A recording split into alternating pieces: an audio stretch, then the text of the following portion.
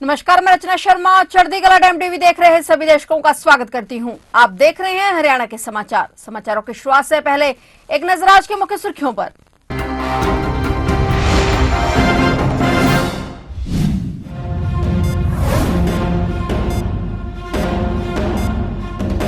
फरीदाबाद में बड़ी गिरफ्तारी, इको स्पोर्ट कार को पार्क करने वाला शख्स भी किया काबू। दिल्ली ब्लास्ट मामले में बड़ा अपडेट।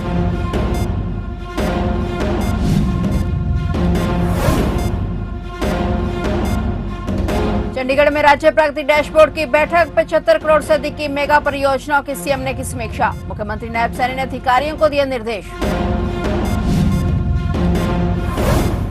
हरियाणा में बढ़ते प्रदूषण पर बड़ा फैसला, 5वीं तक के स्कूल होंगे बंद। बढ़ते प्रदूषण के मद्देनजर हरियाणा सरकार के एहतियाती कदम, 5वीं तक के बच्चों को ऑफलाइन कक्षाएं बंद करने के निर्देश।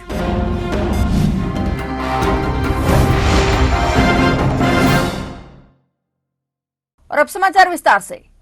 सूत्रों के हवाले से खबर आई है कि फरीदाबाद से बड़ी गिरफ्तारी की गई है। फहीम नाम के एक व्यक्ति को अज्ञात स्थान से गिरफ्तार कर लिया गया है। सूत्रों के मुताबिक फहीम आतंकी उम्र का साला बताया जा रहा है। फहीम ने फरीदाबाद के कंदावली गांव में एक लाल रंग की इको स्पोर्ट कार पार्क की थी। और गौर करने वाली बात यह है कि कार पार्क करते समय फहीम के साथ एक अज्ञात महिला भी मौजूद थी। पुलिस अब महिला की पहचान और फहीम की गतिविधियों की जाँच में जुटी हुई है। सुरक्षा एजेंसियां मौके पर मौजूद हैं। इलाके में जांच और तलाशी अभियान तेज कर दिया गया है। फीरा बीबी पाकिस्तान की रहने वाली है और आतंकी मोहम्मद उमर की बीवी है। ये शाहीन और डॉक्टर मॉड्यूल के संपर्क में थी और महिलाओं को कट्टरपंथी बनाने का जिम्मा शाहीन को दिया गया था। इसका कनेक्शन आफिरा बीबी के साथ बताया जा रहा है। सूत्रों के मुताबिक डॉक्टर मॉड्यूल में डॉक्टरों के साथ आफिरा बीबी की भी बात कराई जाती थी।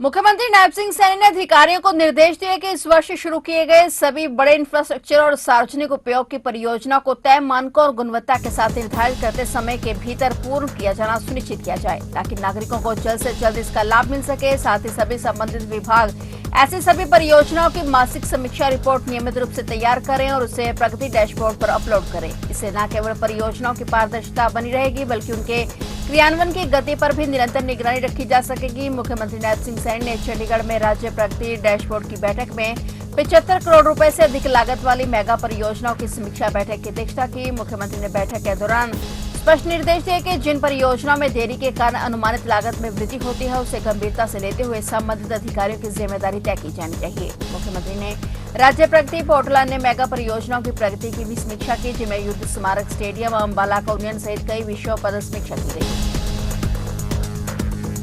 दिल्ली एनसीआर क्षेत्र में बढ़ते प्रदूषण के मद्देनजर हरियाणा सरकार ने एहतियाती कदम उठाए हैं। ग्रैप 3 के तहत लागू पाबंदियों के बाद शिक्षा निदेशालय ने 5वीं तक के बच्चों की ऑफलाइन कक्षाएं बंद करने के निर्देश जारी किए हैं। शिक्षा निदेशालय ने सभी जिलों के उपायुक्तों को अधिकार दिए हैं कि वे अपने जिले में वायु गुणवत्ता की स्थिति के अनुसार निर्णय लें। निदेशालय द्वारा जारी पत्र में कहा गया है कि दिल्ली एनसीआर में एयर क्वालिटी इंडेक्स लगातार खराब हो रहा है और यह गंभीर स्तर पर पहुंच गया है। गाइडलाइन के अनुसार अब 5वीं तक के छात्रों की कक्षाएं ऑनलाइन मोड में संचालित की जाएंगी। यह व्यवस्था सरकारी और निजी दोनों स्कूलों पर लागू होगी। साथ ही बच्चों की पढ़ाई जारी रखने के लिए ऑनलाइन या हाइब्रिड मोड अपनाने की सलाह दी गई है। बता दें कि हरियाणा सरकार का यह कदम बच्चों के स्वास्थ्य की सुरक्षा को ध्यान में रखते उठाया गया है। वायु गुणवत्ता में सुधार होने पर स्कूलों को दोबारा खोलने पर निर्णय लिया जाएगा। मुख्यमंत्री नायब सैनी ने मारी सड़क ऐप की समीक्षा बैठक की। इस दौरान सीएम नायब सैनी ने अधिकारियों को कई अहम निर्देश दिए और उन्होंने कहा कि ऐप को लेकर अधिकारी जागरूकता अभियान चलाएं और आम जनता द्वारा भेजी गई शिकायतों के पूर्ण समाधान के बाद ही शिकायत को अधिकारी रिसॉल्व करें। ऐप पर अपलोड हर शिकायत का वेरिफिकेशन के बाद विभाग अधिकारियों की जिम्मेदारी सुनिश्चित करें। सीएम ने कहा कि अगर किसी शिकायत को बिना निस्तारण के बंद किया जाए तो संबंधित अधिकारी की जिम्मेदारी सुनिश्चित कर जरूरी कार्रवाई की जाए। हरियाणा पुलिस के राज्यव्यापी अभियान ऑपरेशन ट्रैकडाउन ने प्रदेश भर में अपराधियों पर बड़ा शिकंजा कस दिया है। डीजीपी ओपी सिंह के निर्देशन में चल रही इस मुहिम के तहत 12 नवंबर तक कुल 1631 अपराधियों की गिरफ्तारी हो चुकी है, जिनमें 319 कुख्यात और अंतर्राज्यीय बदमाश शामिल हैं। ऑपरेशन के तहत अम्बाला पुलिस ने देश भर में ठगी और चोरी की 105 वारदातों में शामिल अंतर्राज्यीय ईरानी गैंग के सरगना गुलाम अब्बास उर्फ रिहाना रजवी सहित 4 अपराधियों को दबोच लिया है। पुलिस ने आरोपियों के कब्जे से मोबाइल फोन, सिम कार्ड और वारदात में उपयोग की 2 स्कूटी भी बरामद की हैं। डबवाली पुलिस ने नशा तस्करी पर बड़ी चोट करते हुए 1 करोड़ 25 लाख रुपए की 256 ग्राम हेरोइन के साथ 3 बड़े तस्करों को गिरफ्तार किया है। आरोपियों पर हरियाणा और पंजाब में हत्या आर्म्स एक्ट और एनडीपीसी एक्ट के तहत कई मामले दर्ज हैं। यमुनानगर पुलिस ने कुख्यात काला राणा गैंग के 2 सक्रिय सदस्य मुनीष सिंगारी और तरुण सिंगारी को गिरफ्तार किया है। दोनों हत्या रंगदारी के मामलों में वांछित थे। डीजीपी ओपी सिंह ने कहा कि हरियाणा में अपराधियों के लिए कोई जगह नहीं है। हमारा सिर्फ एक नीति है, अपराध खत्म करना और कानून का राज स्थापित करना।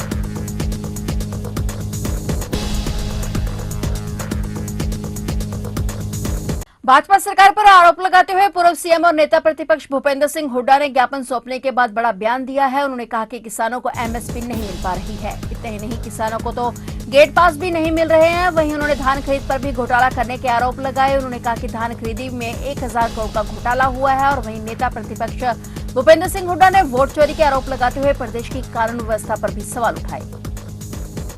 मुख्य तौर पर 3 मुद्दे हैं। एक मुद्दा है किसान का, जो किसान का नुकसान हो रहा है। ये सरकार कह रही है कि हम 24 फसलों का एमएसपी देते हैं, लेकिन किसान को एमएसपी नहीं मिल रही। धान पर भी उसमें भी कटौती लग रही है, 500 से 600 रुपये प्रति क्विंटल। बाजरे में 1000, ना कपास में 1000 रुपये क्विंटल, और ना कंपनसेशन मिला अभी किसान को। फसल कम हुई है, प्रोक्योरमेंट ज़्यादा हुई है, तो हमने जांच की मांग की है, भाई कहाँ से आ गया धान इतना। और ये जो कटौती लग रही है, कहाँ अब गेट पास में पकड़े गए हैं तो भी छोटी मछलियों के ऊपर सजा दे रहे हैं।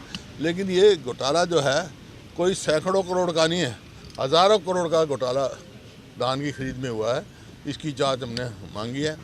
दूसरा कि जो कानून व्यवस्था है, कानून व्यवस्था हरियाणा में 80 के करीब गैंगस्टर काम कर रहे हैं, ऑर्गेनाइज्ड क्राइम हो रहे हैं, जो फिरौतियाँ मांगते हैं और कहते हैं, अपनाते हैं, नाम बताते हुए हम नहीं मांगे। हर दुकानों पे डॉक्टरों से फिरौतियाँ मांगी जा रही हैं। तो आज हरियाणा प्रदेश पूरे देश में सबसे ज़्यादा असुरक्षित प्रदेश है।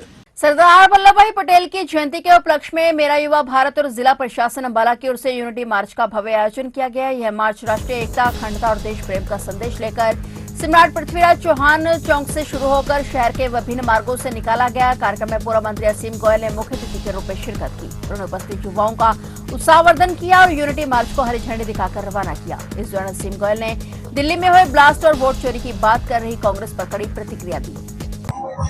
देखिए, वोट चोरी कांग्रेस ने खुद करवाई है।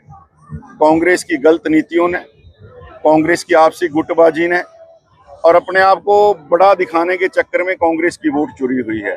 मैं अभी बिहार से आ रहा हूँ। बिहार के अंदर जिस प्रकार से महिलाओं ने बढ़ के 10% मतदान फालतू किया पुरुषों से, और निश्चित रूप से वहां पे मोदी जी और नीतीश जी एनडीए के नाते सरकार बना रहे हैं, तो वोट चोरी वहां भी होने वाली है। ये विधवा विलाप 2014 से कांग्रेस का चलता है। आज अंबाला में है विधवा विलाप, और वो कल प्रदेश के अन्य हिस्सों में भी उतरेगा। राहुल गांधी जी, जो नेता विदेश के अंदर अपनी छुट्टियां मनाने चुनाव के समय चले जाते हैं, तो वोट चोरी साहब इसीलिए होती है। हमारे नेता लोगों के बीच में रह के काम करते हैं, जुड़े रहते हैं। और हुड्डा साहब ने जिस प्रकार से अभी तो ये वोट चोरी के लिए प्रदर्शन कर रहे हैं, मैं तो कहता हूं कि कांग्रेस के राहुल गांधी जी ऐसे रहें और हुड्डा साहब हरियाणा में ऐसे गुटबाजी को हवा देते रहें, तो किसी दिन पूरी पार्टी चोरी हो जाएगी। आज तो ये वोट चोरी के लिए विधवा विलाप कर रहे हैं, साल 2 साल में कांग्रेस चोरी के लिए पोस्टर लगा के ढूंढेंगे कि एक थी कांग्रेस, लापता कांग्रेस। धान खरीद में अनियमितताओं की जांच को लेकर सड़कों पर काले कपड़े पहनकर भारतीय किसान यूनियन उतरी। भारतीय किसान यूनियन द्वारा करनाल में जाट भवन से लेकर जिला सचिवालय तक काली पोशाक पहनकर सड़कों पर मार्च निकाला और धान खरीद को लेकर करनाल की अनाज मंडी में हुई अनियमितताओं की उच्च स्तरीय जाँच की मांग की।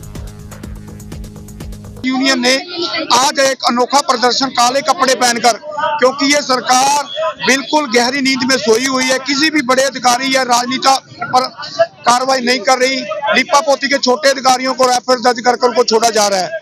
हम सरकार से, भारतीय सरकार से, हरियाणा सरकार से रिक्वेस्ट करना चाहते हैं कि इतना धान घोटाला जो कि हरियाणा के किसानों के साथ धोखा हुआ है, यूपी की बाहर के प्रदेशों की मंडी में जो कि जीरी है 1400-1300 रेट पर यहाँ पर आकर 2300 रुपए के रेट पर बिकी है। इतना बड़ा घोटाला कैसे हो गया? अधिकारियों की मिली भगत से राजनीति लोगों के बीच से हुआ है। हम सरकार से ये आवेदन करते हैं कि इस घोटाले को उजागर किया जाए ताकि हरियाणा की जनता को, हरियाणा के किसानों को पता लग जाए कि इतना बड़ा घोटाला को कैसे इल्जाम किया जाए। और भारतीय किसान यूनियन सीबीआई जांच की मांग करती है।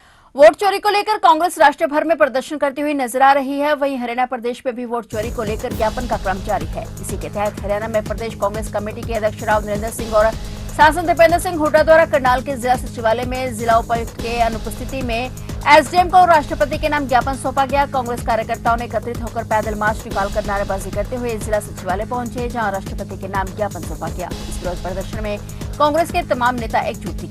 भारतीय राष्ट्रीय कांग्रेस और गांधीयों के द्वारा जो आज़ादी, संविधान और लोकतंत्र भारत माता को, हिंदुस्तान को सौंपा गया था, वो आज खतरे में है।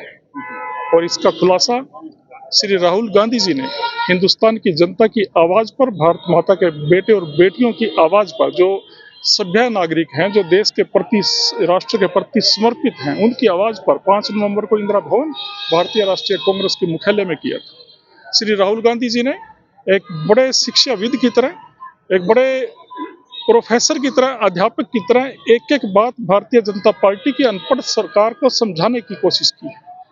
अगर सरकार नहीं समझ पा रही है, क्योंकि उसके बावजूद भी कोई सकारात्मक जवाब नरेंद्र मोदी या उनकी सरकार की तरफ से या चुनाव आयोग की तरफ से हमें नहीं मिला, तो भारतीय राष्ट्रीय कांग्रेस ने ये फैसला लिया कि हम प्रत्येक जिले में, प्रत्येक ब्लॉक पर जाकर, जनता के बीच में जाकर, देखिए जनता की अदालत से बड़ी कोई अदालत नहीं है। और इस देश में, इस नरेंद्र मोदी के समय में तो 4 सुप्रीम कोर्ट के न्यायाधीश प्रेस कॉन्फ्रेंस करके जनता को आगाह कर चुके हैं कि यहाँ पर न्यायपालिका के ऊपर भी दबाव है। यानी उनका भी यह मतलब था कि जनता अपने मतदान का सही प्रयोग करे, लेकिन लोग समझे ना समझे।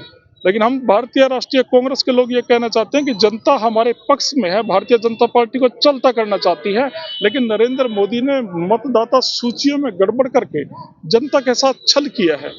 निसिंग के गुरुद्वारा रोडी साहब से लेकर गांव कुछपुरा तक जाम लगा रहता है और इसका मुख्य कारण शहर में अवैध पार्किंग और राइस मिलों के बाहर खड़े धान से लदे ओवरलोड ट्रक हैं। राइस मिलरों के लापरवाही के कारण रोजाना लोगों को परेशान होना पड़ता है, क्योंकि राइस मिल के बाहर खड़े ट्रक मिल के अंदर जाते हैं तो रास्ता पूरी तरह से बंद हो जाता है। वहीं सड़क पर मोड़ होने के कारण ट्रक जाम का कारण बन रहे हैं। पुलिस भी कोई ठोस कार्रवाई नहीं कर रही है। लोगों को दिन भर जाम से जूझना पड़ता है। और भारतीय किसान यूनियन के जिला उपाध्यक्ष सेवा सिंह मेमन ने बताया कि राइस मिलर दबंगई दिखाकर सड़क को जाम करने का काम कर रहे हैं, जिससे आमजन परेशान है। किसान नेता सेवा सिंह ने भी डीसी करनाल से मांग की है कि सड़क से इन धान से लदे ट्रकों का चिमावड़ा हटाया जाए, ताकि लोग हादसों से बच सके और सफर भी निर्बाधित हो सके।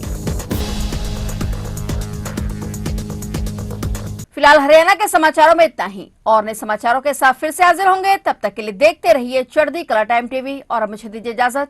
धन्यवाद।